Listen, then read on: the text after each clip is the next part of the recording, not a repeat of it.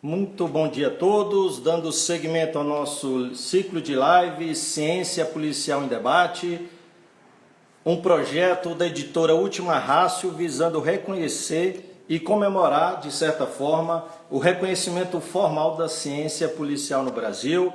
Já aproveito para dar um bom dia aos nossos queridos seguidores que já estão ingressando aqui, inclusive o nosso querido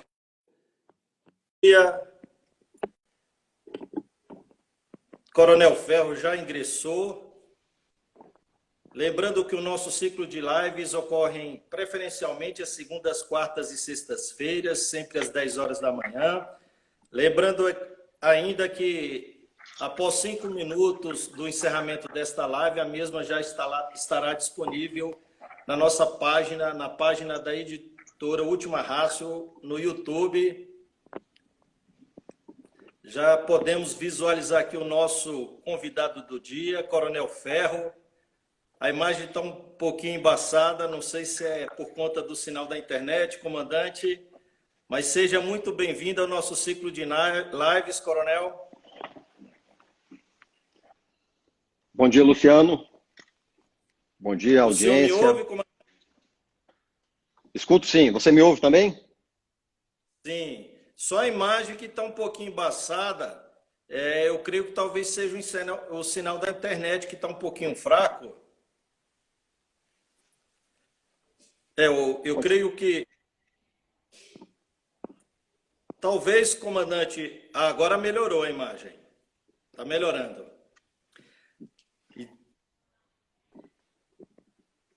Eu creio que o sinal está um pouquinho ruim, mas a gente vai tentar iniciar aqui o nosso, como eu costumo dizer, o nosso bate-papo acadêmico, iniciando a semana com chave de ouro com o nosso querido amigo Coronel Alexandre Lima Ferro, coronel da PMDF, ingressou recentemente para a reserva remunerada. O senhor me ouve, comandante? Escuto bem, Luciano. Sim, senhor. Como eu estava dizendo, hoje abrimos com chave de ouro a nossa semana, que contará também com outras 2 palestras. Coronel, como eu havia falado, Coronel Ferro é coronel da PMDF, ele é mestre em ciência política, é pós-graduado em docência do ensino superior, em gestão estratégica e segurança pública, é também graduado em Direito e em Segurança Pública pela nossa querida Academia de Polícia Militar de Brasília e foi também reitor do Instituto Superior de Ciências Policiais.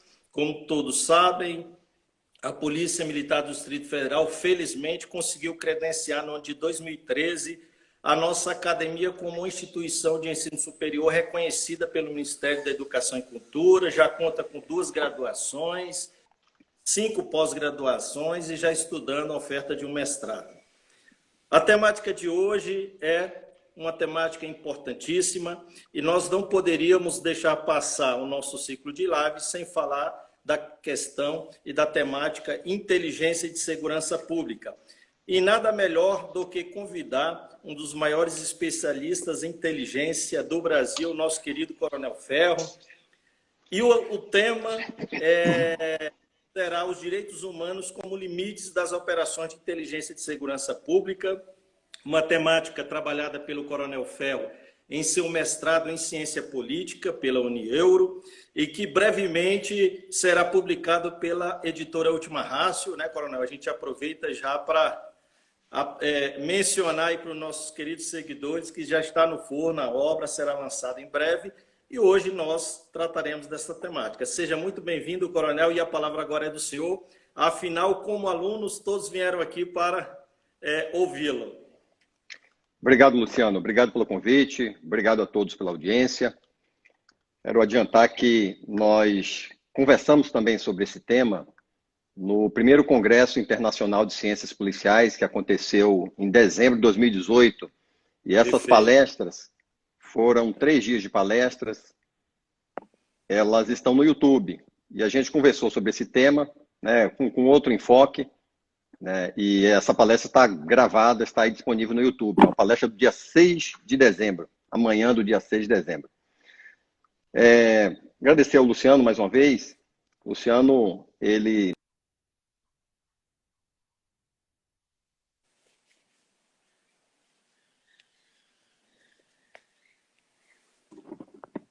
Creio que a gente está tendo aqui um probleminha com a transmissão do Coronel Ferro. Talvez, eu creio que desde o início da apresentação dele o sinal já estava um pouco ruidoso, né? E eu creio que talvez o ideal, Coronel, se o senhor estiver me ouvindo, é o senhor sair e entrar novamente.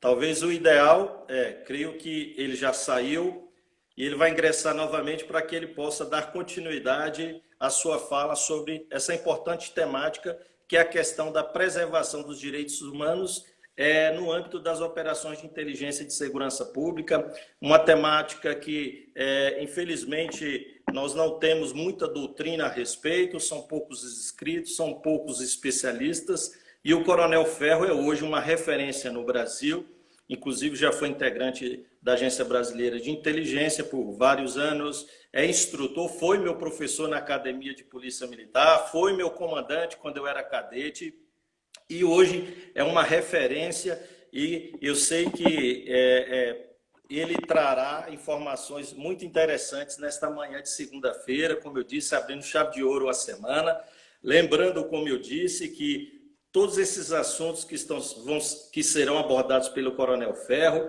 que constitui o resultado de um estudo em um curso de pós-graduação stricto sensu, em sede de mestrado, que o Coronel realizou na Universidade, na Unieuro, e que provavelmente aí, talvez nos próximos 20, 30 dias, já será lançado pela editora Última Ratio. Lembrando ainda que essa semana nós teremos 2 outras lives, no dia 16 de setembro, também às 10 horas. Teremos aqui o nosso querido amigo Major Sena, da PMDF, que é doutorando pela Universidade de Brasília, e falará sobre a temática medo do crime. Também teremos no dia 18, também às 10 horas, um bate-papo muito interessante com o nosso querido capitão Rafael Branquinho, que falará sobre um importante programa que ele vem implantando na área rural do DF, que é o programa Guardião Rural. E, obviamente, a sua interligação com a segurança pública. Aguardamos aqui novamente o ingresso do nosso querido Coronel Ferro. Vamos ver se ele já conseguiu ingressar novamente. Ele estava com um probleminha de conexão, isso acontece, faz parte. Esse nosso novo normal, em que a internet e o Instagram se tornou uma importante ferramenta para a comunicação. E, obviamente, tem os seus senões, que é justamente essa questão das conexões, e o Coronel Ferro teve um probleminha com a conexão dele. Vou ver se eu consigo visualizar aqui e convidá-lo novamente para participar da nossa live. Ele ainda não está aqui aparecendo, eu não consigo convidá-lo. Lembrando que todas as nossas lives, que já são mais de 30, estão disponíveis no nosso canal no YouTube, o canal da editora Última Ratio. Já convido os senhores a acessarem, a se inscreverem para que sejam notificados das palestras e da disponibilização dos vídeos que a gente realiza semanalmente. Continuamos aqui aguardando o nosso querido amigo Coronel Ferro, que teve um probleminha com a internet. A internet tem dessas coisas. As conexões, às vezes, nos deixam na mão em momentos importantes como esse. E é uma temática que, inclusive, na divulgação, a gente recebeu um feedback muito interessante, parabenizando, a apresentação dessa temática. Como eu disse, uma temática que poucos dominam, e o Coronel Ferro é uma referência nessa área. Eu creio que agora o sinal está melhor. Bom dia, comandante. Creio que agora... Bom dia, Luciano. Bom dia. Vamos lá. Tivemos um pequeno problema aqui com a conexão. Faz parte, comandante. Eu acho que agora deu tudo certo. Pedir desculpas aí à nossa audiência. Mas vamos lá. Agradecer, Luciano, a você. Explicar por que nós escolhemos esse tema, por que decidimos estudar esse tema. Procuramos estudar o tema, tanto nos cursos de carreira, quanto no mestrado em Ciência Política, porque ao longo da carreira eu me deparei com um problema. Desde tenente, ao trabalhar com inteligência, eu fui questionado pelos subordinados, né? E no início da carreira, chefiei uma agência regional de inteligência, num batalhão da PMDF, e o subordinado me perguntava: tenente, como é que a gente vai definir até onde a gente pode ir no exercício de nossas atribuições como agentes operacionais de inteligência, o que a gente pode fazer, quais são as nossas prerrogativas, nossas atribuições legais e quais são os nossos limites, o que a gente não pode fazer. Né? Então, uma pergunta naquela época, e naquela época era mais difícil, porque a legislação ela não estava bem desenhada como nós temos hoje. Depois eu tive a oportunidade de trabalhar por mais de 15 anos na Agência Brasileira de Inteligência, e lá também eu ouvi esse questionamento dos colegas. Tive a oportunidade de ser professor na Escola de Inteligência, na ESINT, e me deparei com esse mesmo questionamento. Quais são as nossas atribuições legais, o que nós podemos fazer dentro da lei, e quais são os limites, o que nós não podemos fazer, até onde podemos ir no exercício das atribuições legais de um agente operacional de inteligência. Esse problema eu transformei num problema de pesquisa e fui me deparar com ele novamente quando chefiei a seção de inteligência estratégica do Estado-Maior da PMDF e, na sequência, chefiei o Centro de Inteligência da PMDF. Transformei essa questão num problema de pesquisa e procurei estudar essa questão, esse tema, e descobrimos algumas respostas. Importante aqui a gente contextualizar o que a gente vai tratar aqui, né? Todos sabem, só para a gente trazer aqui uma referência, inteligência é uma atividade voltada para análise, busca, coleta, obtenção, disseminação de dados e conhecimentos, né, mediante uma metodologia da produção do conhecimento, com o objetivo de assessorar a tomada de decisão. Esse é o conceito de atividade de inteligência. É uma atividade muito antiga. Ela, desde o homem primitivo, imagina-se que quando o homem primitivo passou a se reunir em grupos e passou a disputar territórios com grupos rivais, ali iniciou um fenômeno sociológico, que é o fenômeno da guerra, e tendo surgido a guerra, o homem, esses grupos sociais, precisou descobrir a capacidade do grupo rival, né? Se aquele grupo era hábil no uso de armas, se aqueles homens eram fortes ou fracos, se a terra deles era fértil ou não, se tinha caça, se valia a pena disputar aquele outro território e se seria possível vencê-los. Então não era o homem mais forte, aquele primitivo profissional de inteligência, nem era o mais fraco, era aquele capaz de acessar o território inimigo, conhecer todos esses detalhes, voltar vivo e trazer essas informações. Uma atividade muito antiga, muito remota. Se a gente for verificar lá, até no filme 300, a gente verifica a necessidade de informação do rei Leônidas, e o filme baseado em história, o rei precisava saber se ele poderia entrar em guerra, se valeria a pena entrar em guerra, se ele tinha chance de sucesso. Então o rei Leônidas escala uma montanha e vai a uma comunidade de leprosos. Ali ele tem contato com oráculos, ele precisava de informação. Na sequência vem Sun Tzu, né, no decorrer da história, então, um general chinês, que em torno de 500 anos antes de Cristo, ele escreveu sobre a arte da guerra, e ele trouxe na sua obra, no 13º capítulo, o emprego da atividade de inteligência. Então ele coloca que prever o resultado de uma guerra e conhecer o inimigo, isso não é obra dos oráculos, né? O Sun Tzu já traz uma profissionalização da atividade de inteligência. Então ele fala que prever esses resultados e conhecer o inimigo é obra do emprego de agentes de inteligência. E ele fala que esse é um ponto mais importante da guerra, né? O emprego de espiões. A Bíblia Sagrada também traz uma atividade de inteligência remota, quando os espias foram levados, né, foram mandados à terra de Canaã, e eles tinham que trazer frutos daquela terra, tinham que trazer informação sobre aquela cidade, se o povo que nela habitava era forte ou fraco, se as cidades eram fortificadas ou não, enfim, e ainda trazer frutos daquela terra, e assim o fizeram. Registros muito antigos da atividade de inteligência mas a gente vai ter realmente uma sistematização do serviço de inteligência, como conhecemos hoje, com Napoleão Bonaparte.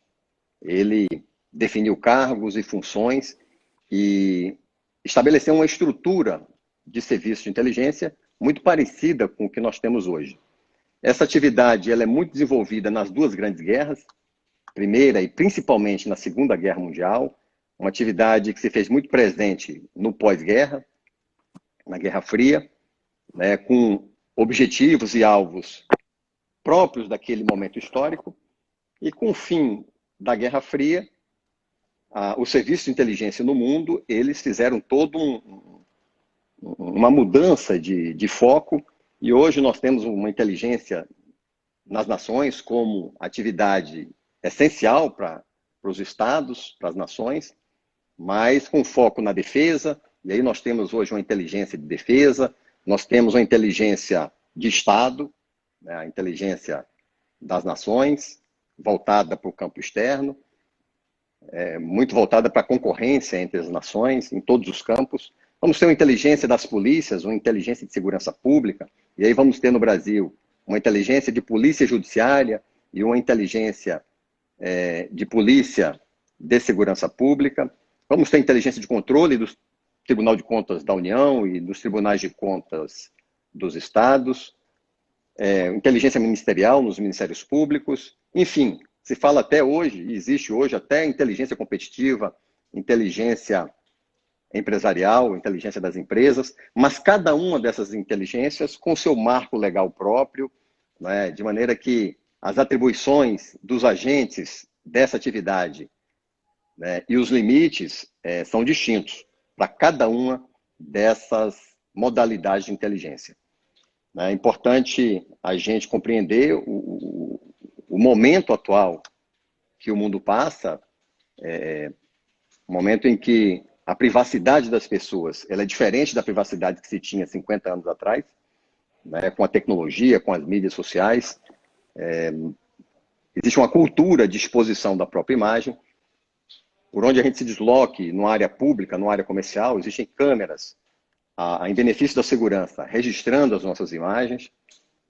Então, compras nós fazemos por meio da tecnologia, com o uso de cartões de crédito. As operadoras de cartão de crédito conhecem, muitas vezes melhor do que nós mesmos, as nossas finanças, não é? O nosso potencial de compra, quanto ganhamos, o que preferimos, e de repente recebemos propaganda no nosso e-mail, por meio também das mídias sociais, né, uma propaganda voltada para aquele potencial de compra e voltada para as nossas preferências. Então, a privacidade que nós temos hoje é diferente da privacidade de 50 anos atrás, e muitas vezes as pessoas exageram na interpretação de disposições constitucionais, né, inclusive algumas de estatura de direitos humanos, quando falam que a intimidade é inviolável, não é, a vida privada também, mas hoje essa intimidade, a vida privada, ela é plena dentro do nosso lar, ela não é a mesma intimidade e privacidade que nós tínhamos há 50 anos atrás. Isso em decorrência das novas relações sociais, da nossa nova realidade social e com a presença da tecnologia. Então, a atividade de inteligência, ela tem dois grandes campos. Ela tem a inteligência propriamente dita, voltada para a produção do conhecimento, e tem um outro ramo, que é o ramo da contra-inteligência, voltado para a proteção. Proteção do Estado, proteção das instituições, e dentro desse campo da contra-inteligência vamos ter contra-espionagem, contra-propaganda, contra-terrorismo, segurança orgânica, são campos da contra-inteligência. E existe uma área especializada que apoia esses dois grandes campos, essas duas grandes áreas de atuação da inteligência. No mundo inteiro é assim. Esse setor especializado que apoia a inteligência e a contra-inteligência é chamado de setor de operações de inteligência. É o setor onde ficam lotados os agentes operacionais.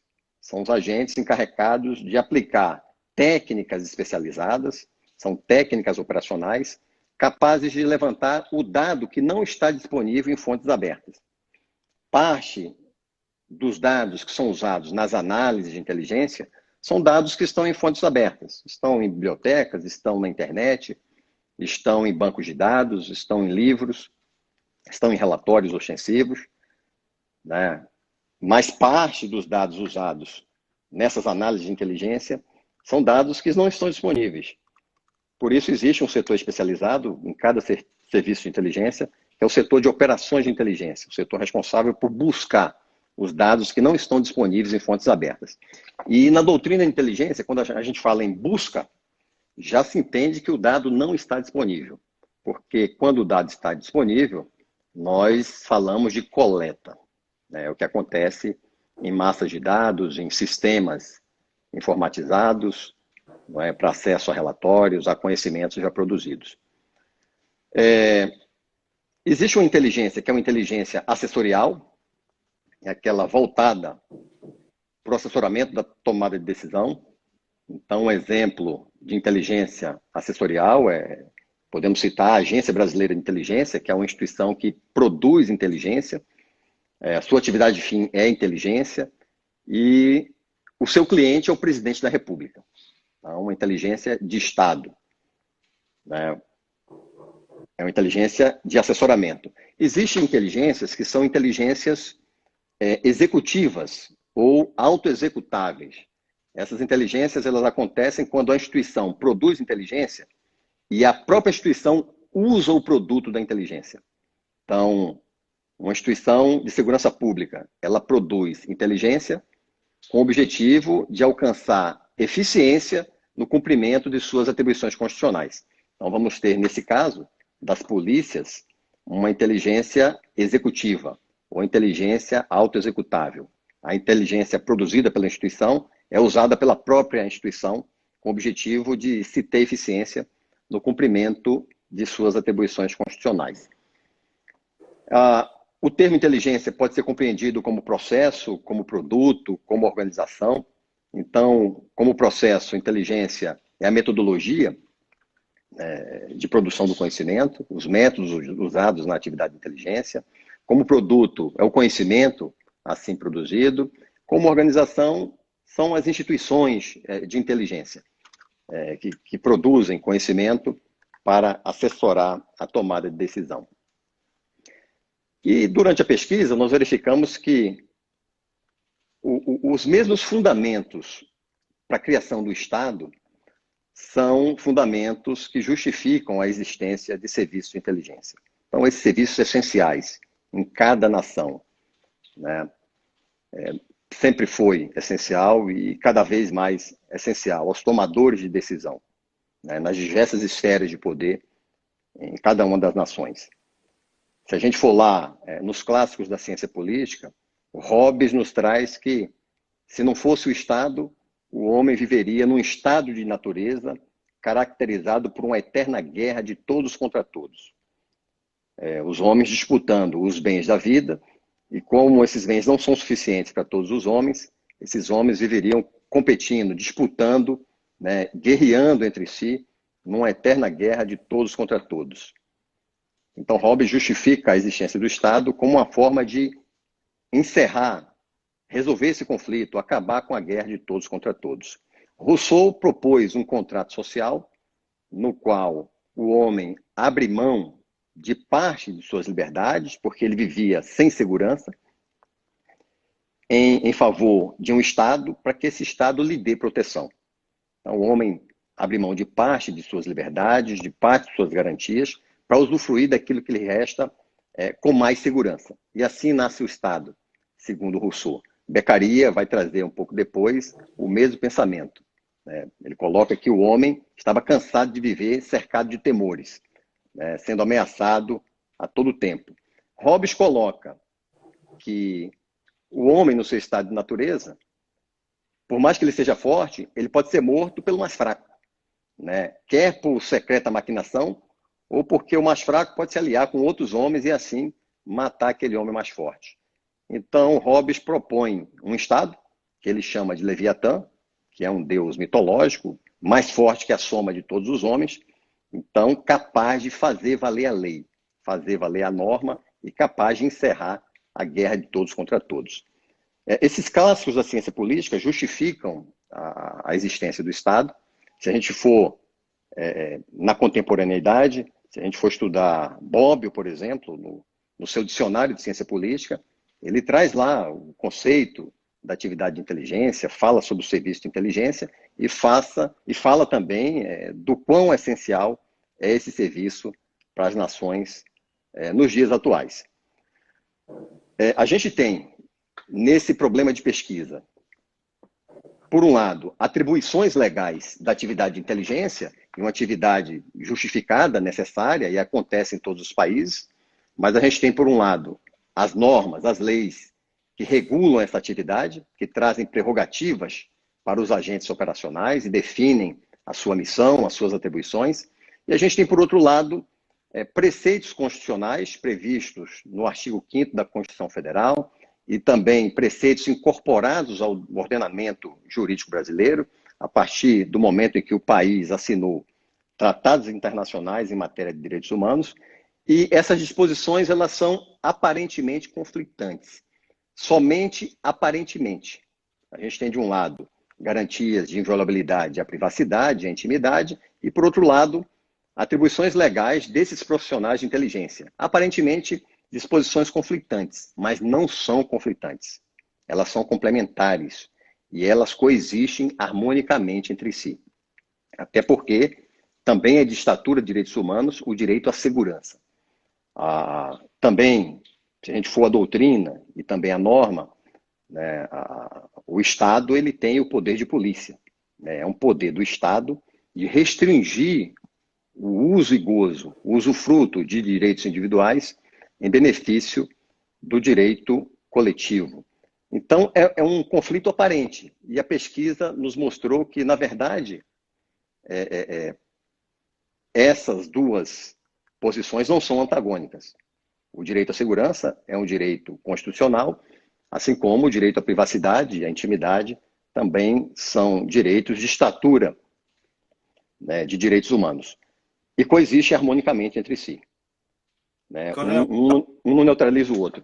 Se o senhor me permite uma parte, e fica difícil, ouvindo o senhor, estabelecer de fato um bate-papo acadêmico, né? Porque o senhor está dando aqui uma verdadeira aula e eu creio que até os nossos seguidores daqui a pouquinho vão reclamar porque eu dei essa pausa, né? Mas essa pausa é justamente para que o senhor possa tomar uma água e também a gente fazer uma abordagem interessante na fala do senhor e uma fala calcada e baseada na ciência, como deve ser todos os nossos bate-papos aqui, como eu sempre tenho falado, né? Fruto de uma dissertação de mestrado e o senhor, de forma muito acadêmica e lógica e coerente, apresentou um cenário muito interessante num curto espaço de tempo e eu já aproveito para parabenizá-lo, inclusive como fez valer a sua pós-ciência do ensino, né? Por em tão pouco tempo fazer uma síntese, e até um colega aqui já pediu para que a gente deixe gravado, de fato. Né? Apresentou aí uma síntese muito produtiva a respeito do conceito e também, obviamente, do percurso histórico que a inteligência nos apresenta. E nos trouxe a questão da importância da inteligência na segurança pública. E é importante a gente frisar, isso o senhor sabe muito bem, porque o senhor milita há décadas, a questão de um certo desconhecimento da sociedade e também o próprio desconhecimento das organizações interna-corpores de não compreender, porque é o que se costuma dizer, né? O soldado da inteligência, o agente de inteligência, ele não é condecorado, né? Ele não é laureado em público, e são poucos, né, que podem, de certa forma, manifestar o seu pensamento e até de forma escrita, como essa apresentação que o senhor está fazendo, porque a gente sabe que nós temos inúmeros especialistas teóricos da inteligência, e a gente sabe também que é uma informação, um conhecimento que não pode ser repassado a todos. Por isso que eu digo da importância, né, dessa discussão, para que o senhor possa nos esclarecer. E agora o senhor vai adentrar começou já a adentrar efetivamente uma questão fundamental, que é justamente a questão dos limites desta inteligência. Verdade, Luciano.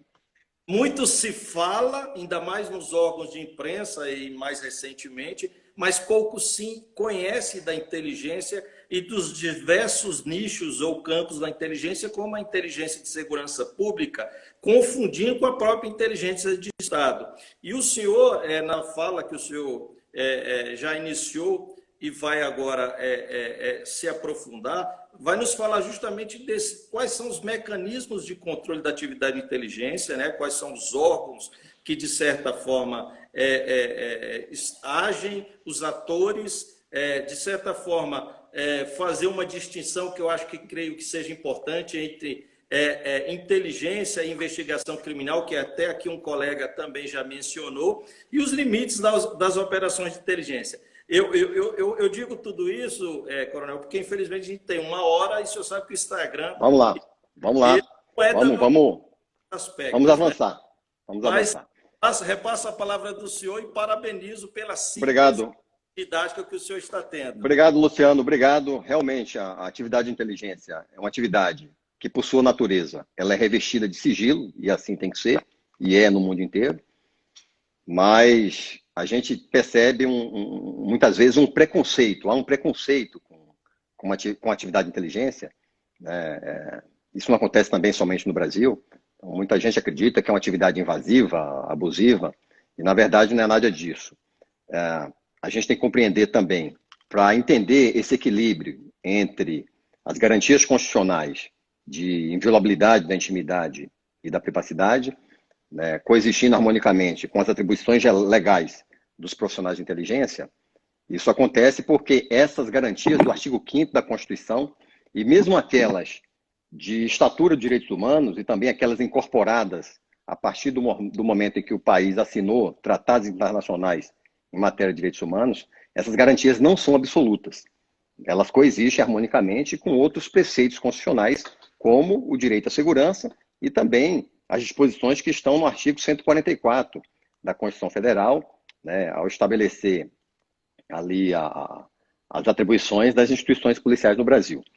Importante a gente trazer aqui que, num regime democrático, e é o que acontece no Brasil, existem mecanismos de controle interno e externo da atividade de inteligência, respondendo aí a pergunta do nosso ouvinte.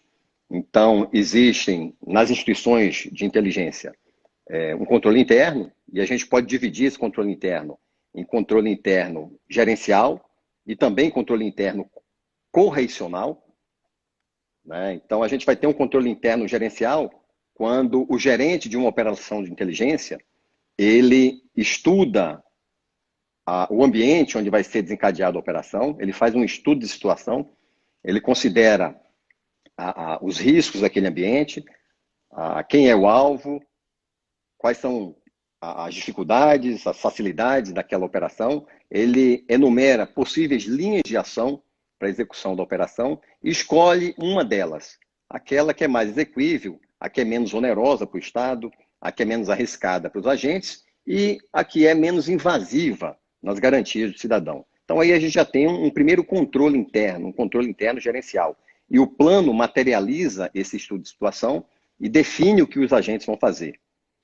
Quando a gente tem um plano elaborado, materializado e assinado pela autoridade competente, o agente de inteligência executa somente o que está previsto naquele documento. E aí a gente materializa um controle interno gerencial. E esse gerente da operação coordena e controla a execução dessa operação. Então existe controle, um controle interno gerencial e também um controle interno correicional, e a gente pode chamar também de disciplinar, porque o gestor público tem esse poder disciplinar, esse poder de fiscalizar o cumprimento das normas por parte dos subordinados, isso em toda a administração pública. Tudo isso é controle interno. Existe o controle externo, né? No caso das polícias, o controle externo da atividade policial é exercido pelo Ministério Público Estadual, se é uma polícia estadual, né? Se é uma instituição federal, pelo Ministério Público Federal.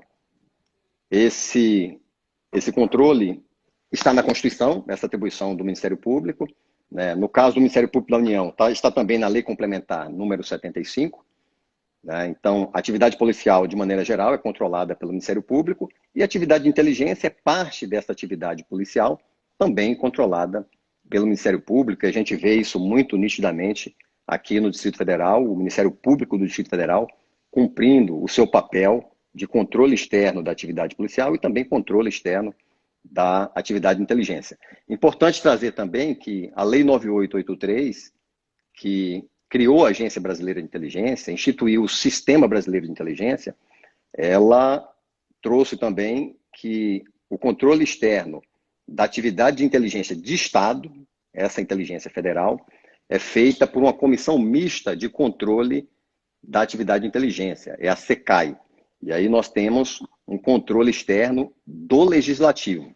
E é assim em vários serviços de inteligência pelo mundo afora, né? O legislativo federal controla a inteligência federal. Ele não controla a inteligência das polícias nas unidades da federação, porque se assim o fizesse, a gente estaria quebrando o pacto federativo. Quem controla a inteligência de uma polícia estadual é o Ministério Público. Portanto, vejam que existem mecanismos de controle interno e também mecanismos de controle externo da atividade de inteligência. Importante a gente reconhecer que essas garantias constitucionais, mais uma vez, elas, tanto a doutrina quanto a jurisprudência no Brasil, entendem que essas garantias não são absolutas. Elas sofrem restrições pelo legislador ordinário, pelo próprio texto constitucional, e é importante a gente saber que as leis que regulam a atividade de inteligência no Brasil, elas já foram alvo de ações de inconstitucionalidade junto ao Supremo, e nenhuma delas foi declarada inconstitucional.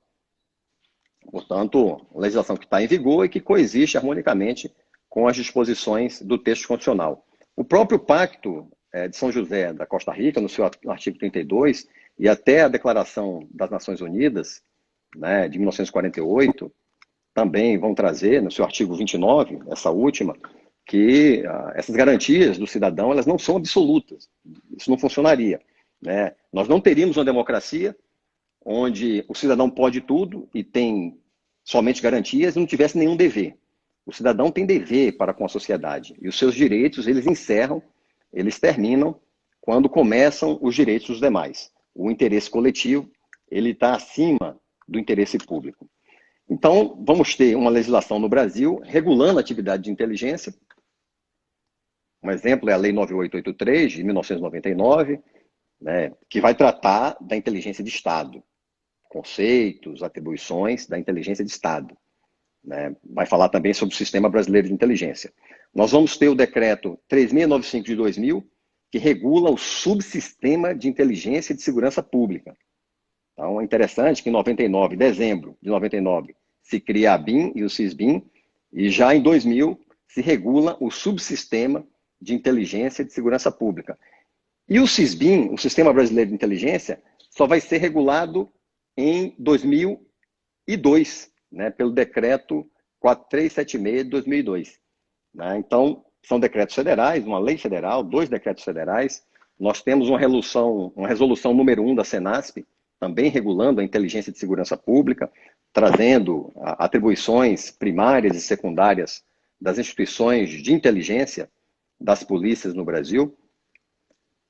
Um marco importante também, que estabelece atribuições e também limites à atividade de inteligência, é a Doutrina Nacional de Inteligência e de Segurança Pública, da mesma forma que a Inteligência Federal tem a sua doutrina, né, na Inteligência de Estado, a Inteligência de Defesa também tem a sua doutrina, as inteligências das Forças Armadas, a Inteligência de Segurança Pública tem a Doutrina Nacional de Inteligência e Segurança Pública, que estabelece as atribuições, conceitos, o que nós falamos aqui, de conceito de inteligência, de contra, de operações de inteligência, tudo isso está na DENISP e também, em alguma medida, na resolução número 1 da Senasp. E cada polícia vai regular internamente, né, seguindo as diretrizes gerais de toda essa legislação que a gente citou, né, cada polícia vai ter os seus atos regulando os seus serviços de inteligência. Portanto, há todo um arcabouço legislativo regulando a atividade de inteligência no Brasil.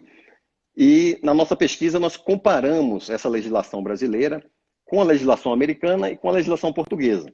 Nós buscamos, assim, 2 nações que uma estava quase no extremo, né, em termos de atribuições e prerrogativas do agente de inteligência, é o caso dos Estados Unidos, onde os agentes têm todo um respaldo legal e muitas prerrogativas, muitas atribuições, isso antes do 11 de setembro, do ataque às Torres Gêmeas, e mais ainda depois do 11 de setembro, com a edição do ato patriótico e outras regulamentações naquele país.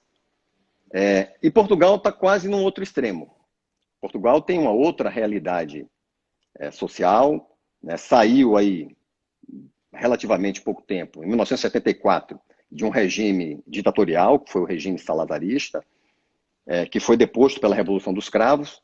Então, aquela sociedade saiu muito traumatizada daquele regime ditatorial e, ao elaborar suas normas e o seu texto constitucional, o português tomou muito cuidado para que aquele estado de exceção não voltasse a acontecer novamente.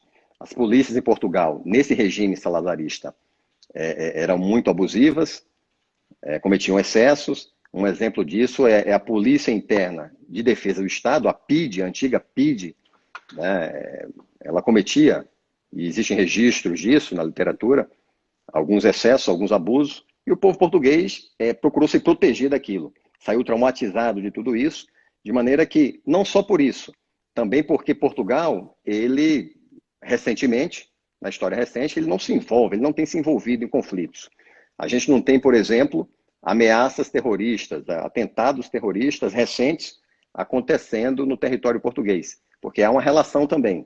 Quanto mais ameaçada uma nação, quanto mais a gente percebe essa relação, quanto mais riscos uma sociedade tem, quanto mais ameaçado na sua segurança se sente o cidadão, mais respaldo e mais atribuições legais ele confere, por meio do legislativo, às suas instituições de defesa, de segurança pública e também instituições de inteligência. Então, Portugal está no extremo e Estados Unidos, assim como Israel também, estão no outro extremo. Em Portugal, para a polícia instalar uma câmera no local público, para controlar o trânsito de veículos, por exemplo, a Polícia de Segurança Pública em Portugal tem que solicitar autorização, tem que consultar uma comissão de defesa, de proteção da imagem do cidadão. Essa comissão vai analisar aquele pedido e muitas vezes vai deliberar que somente a placa do carro pode ser registrada, o rosto daqueles motoristas tem que ser apagado, não é? Há situações de controle de trânsito em que a placa é apagada, né, quando o objetivo é somente o fluxo. Então, a autorização é concedida na justa medida, na justa necessidade do que solicitou aquela instituição policial, né? Por conta de todo esse contexto histórico, né, e toda essa situação de segurança que tem Portugal na atualidade. Portugal está em termos de crimes dolosos contra a vida, Portugal está entre as 10 nações mais seguras do mundo, né? Então, é natural se perceber isso. Lá as instituições instituições de segurança, de defesa e de inteligência são muito limitadas nas suas atribuições, são muito controladas pelo Estado, né? Estados Unidos vai estar num outro limite, num outro extremo, assim como Israel. E o Brasil, como é que está nesse meio? O Brasil está no meio termo, até porque não somos um país seguro, nós temos, por ano, mais de 60 mil homicídios, não é? Então, nós temos prerrogativas, sim, né, e atribuições que são maiores do que as atribuições conferidas à inteligência do país lusitano, lá em Portugal. Mas são menores do que as atribuições e as prerrogativas legais que tem o agente de inteligência em Israel e nos Estados Unidos, e é natural compreender isso tudo. Vale a pena citar também aqui, né, um pensamento de Beccaria, né, que vem reforçar isso. O Estado surge porque o cidadão se sente ameaçado e ele quer segurança. Então, o cidadão abre mão de parte de suas garantias, de suas liberdades, para usufruir daquilo que lhe resta com mais segurança, né? E aí a gente vê essa relação. Quanto mais ameaçado um país, mais prerrogativas tem o agente de inteligência. Portanto, assim foi criada a legislação, nesse contexto foi criada essa legislação que regula a atividade de inteligência, que nós aqui citamos. A doutrina também, ela vai estipular quais são as técnicas operacionais que são aplicadas, né, apoiando o ramo inteligência e o ramo contra-inteligência. E aí a gente pode citar alguns exemplos: a vigilância, o emprego de meios eletrônicos, o recrutamento de agentes, a entrevista, né, são exemplos de técnicas operacionais que são aplicadas na atividade de inteligência. A Doutrina Nacional de Inteligência e Segurança Pública, ela também vai fazer referência a técnicas acessórias, como análise criminal, né? E aqui eu cito o Steven Gottlieb, que é um doutrinador americano, um policial que estuda as ciências policiais. Ele defende que existem 4 tipos de análises no campo policial. Então, existe uma análise de inteligência, uma análise investigativa, uma análise operacional e uma análise criminal. Essas análises se complementam, né? Uma apoia a outra, de maneira que o analista criminal, aquele que está estudando uma categoria de crime em determinado espaço geográfico, né, para que a instituição policial seja mais eficiente no emprego dos seus recursos, recursos materiais, recursos humanos. Então, como o crime acontece, né, quem pratica aquele crime, né, em que dia da semana, em que período do mês, em que horário, para que a instituição policial seja eficiente, esteja presente nesses locais que mais precisam dela, né? Uma das análises realizadas é a análise criminal. Mas esse analista criminal, por doutrina, ele se vale de dados que estão em sistemas de registro de ocorrências policiais, são gigantescas massas de dados, mas eventualmente pode faltar uma peça no quebra-cabeças, né? O analista ele precisa de um elemento para concluir esse estudo para que a instituição seja eficiente. Então ele pode se valer da análise de inteligência e do emprego de agentes em campo, para buscar o dado que não está nessas massas de dados. Então, são análises que se complementam com o objetivo de assessorar o tomador de decisões, o gestor, para que ele seja eficiente e cumpra bem o seu papel. O mínimo, por disposição do texto constitucional, o mínimo que se espera de um gestor público é que ele seja eficiente no emprego dos recursos públicos, no emprego dos recursos materiais, no emprego dos recursos humanos. Coronel Ferro, Opa! se permite, já caminhando para a parte final da nossa live, eu primeiro, obviamente, eu gostaria de parabenizar, e já vou parabenizando porque, e aí o senhor toca o barco até encerrar a live, né? Então, gostaria de novamente parabenizar a vossa participação nesse nosso ciclo de live. Sei que o senhor tem muito a falar sobre essa temática. Como eu falei, o Coronel Ferro é um dos maiores especialistas em inteligência do Brasil. E gostaria de agradecer a presença aqui dos nossos queridos seguidores, inclusive muitos deles mandando muitos abraços aí, agradecendo e parabenizando pela excelente apresentação. E aí, para encerrar, Coronel, é uma questão fundamental que talvez o senhor possa nos falar nesses minutos finais, é justamente todo esse enquadramento normativo que o senhor fez apresentando todo o arcabouço que, de certa forma, regula a inteligência no Brasil e, obviamente, citando também a doutrina de inteligência em segurança pública. Eles vão lastrear e vão dar um norte para a gente, de certa forma, diferir aquilo que é inteligência de segurança pública daquilo que é investigação criminal, que é uma Vamos lá. tem muito atualmente discutido, mas que poucos conhecem. Sei que o senhor é um profundo conhecedor da matéria, a gente não podia passar batido sem ouvir o senhor a respeito dessa temática. Fique à vontade, Coronel. Vamos lá, Luciano. Vamos citar, então, para responder essa pergunta, né? Como é que diferencia, como distinguir a inteligência da produção de provas, né, da investigação criminal. O americano é muito prático nessa divisão, nessa separação. O americano fala que a investigação criminal vai buscar autoria e materialidade, né? What and who, né? Quem fez e o que ele fez, autoria e materialidade. Enquanto a inteligência para o americano vai se preocupar com why and the next, quer dizer, por que essas pessoas estão fazendo isso e o que elas querem no futuro. A inteligência está voltada para o futuro, né? Está voltada Perfeito. ao assessoramento da tomada de decisão de um gestor público, sempre voltada para o futuro. Ela é proativa, enquanto a investigação criminal ela acontece depois de um fato ocorrido, né? Ela é reativa. Enquanto a inteligência está voltada para o futuro, a investigação criminal está voltada para o passado. E, resumindo, uma produz conhecimento para assessorar a tomada de decisão, é o caso da inteligência, e outra atividade, a investigação criminal, produz prova, né? A autoria e materialidade sobre um fato, e essa prova vai ser levada à consideração de um juiz. Né? O destinatário da prova é o juiz. O destinatário da inteligência, do produto da inteligência, é o gestor público, tomador de decisões, para que ele seja eficiente na sua tomada de decisões. Importante trazer aqui alguns aspectos constitucionais. Nós temos as atribuições das instituições de segurança definidas no artigo 144 da Constituição Federal. Então, em razão disso, nós podemos aplicar a chamada teoria dos poderes implícitos, segundo a qual, quando o constituinte confere poderes a uma instituição pública e a um agente público, a Constituição não pode autorizar e desautorizar ao mesmo tempo. Se ela conferir uma atribuição para uma instituição pública, ela tem que conceder também os meios necessários para o bom cumprimento dessas atribuições, para que a instituição seja eficiente, o que é um outro princípio constitucional. Então, não pode a Constituição autorizar e desautorizar ao mesmo tempo. Ela pode limitar, mas não desautorizar. Portanto, até pela teoria dos poderes implícitos, né, uma teoria do direito constitucional, as instituições de segurança pública têm o respaldo da aplicação da atividade de inteligência, do exercício da atividade de inteligência. Outros respaldos constitucionais, né?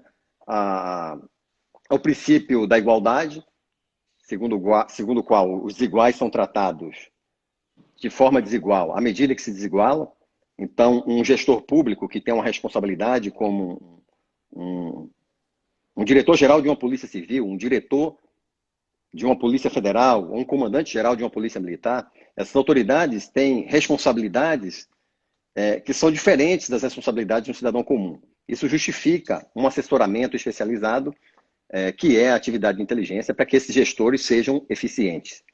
Não é? Esse é o princípio da igualdade. O princípio da eficiência é outro princípio que respalda o exercício da atividade de inteligência, também um princípio constitucional. O mínimo que se espera, como nós já falamos, de um gestor público é que ele seja eficiente, que ele cumpra bem as suas atribuições. Um outro princípio que respalda e, ao mesmo tempo, limita o exercício da atividade de inteligência é o princípio do devido processo legal.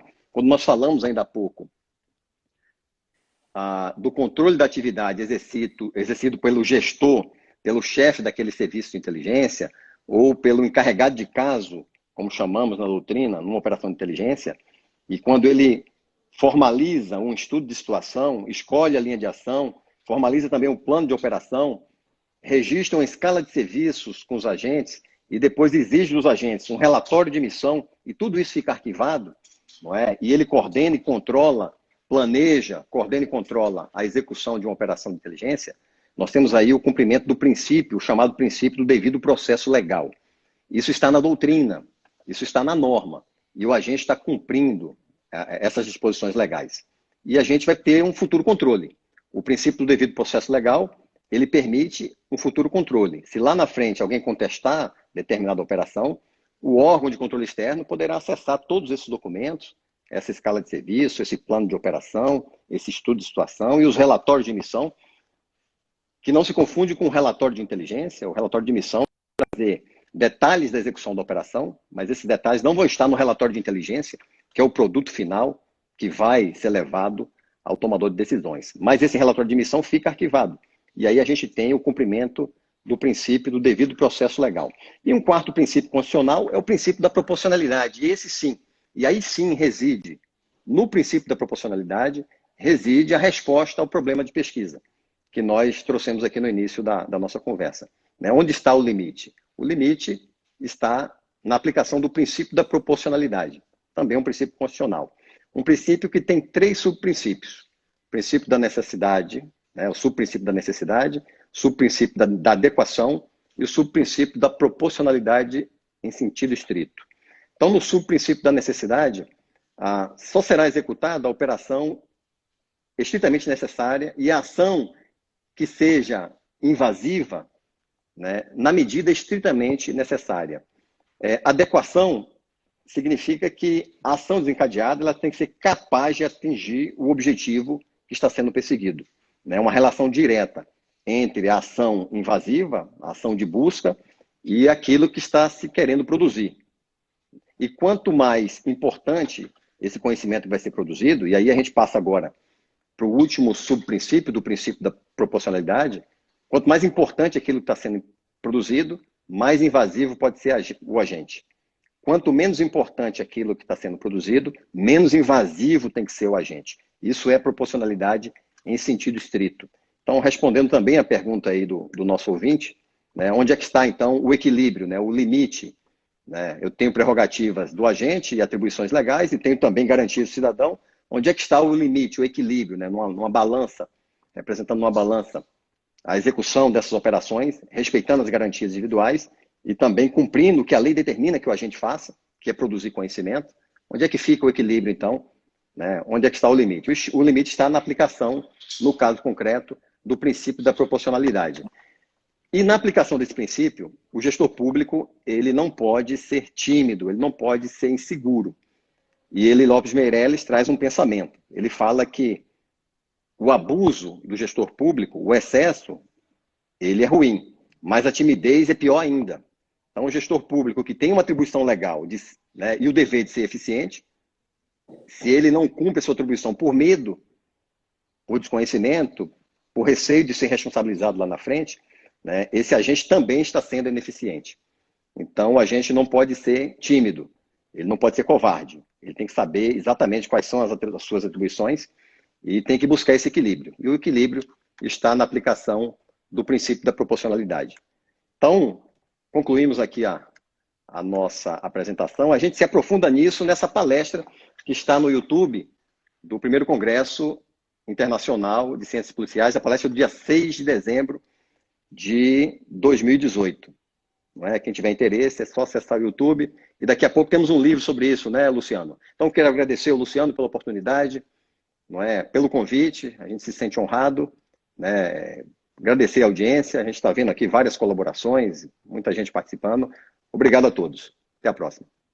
Comandante, muito obrigado. Satisfação imensa em ter aqui, né, a vossa fala dando a todos aqui uma aula. Como eu falei, foi difícil estabelecer um bate-papo acadêmico porque não poderia jamais interromper o vosso raciocínio. E aqui a gente lê os elogios e a gente percebe o quanto o senhor é querido e, obviamente, é uma referência hoje no Brasil quando o assunto é inteligência e ainda mais inteligência de segurança pública. Como o senhor bem falou, publicaremos, creio que daqui a um mês já deve estar pronto, né, o nosso próximo lançamento da editora Última Ratio, que é justamente abordando essa temática que foi a dissertação de mestrado do Coronel Ferro, obviamente com um certo aprofundamento maior que o senhor fez após a defesa da dissertação, né, incluindo outras temáticas, outros estudos. Então, todos estão convidados a consultar futuramente a vossa obra e queiram, por favor, divulgar esse vídeo, né, está na nossa página no YouTube, para que, como os senhores, mais pessoas possam ter acesso a um conhecimento, uma informação que não é muito usual e não é muito comum, são poucos especialistas que, de certa forma, debatem e refletem sobre essa temática. Lembrando que dia 16 de setembro, também às 10 horas, teremos aqui a presença do nosso querido Major Sena, né, Coronel Ferro? Da PMDF, que falará sobre o medo do crime. Dia 18 de setembro, o capitão Rafael Branquinho falará sobre o programa Guardião Rural e a Segurança Pública. Coronel, muito obrigado. Satisfação imensa tê-lo nesta manhã, abrindo com chave de ouro a nossa semana e agradecer também aos nossos queridos seguidores que nos acompanharam nessa manhã de segunda-feira. Uma boa semana a todos e muito obrigado. Obrigado, Luciano. Até a próxima.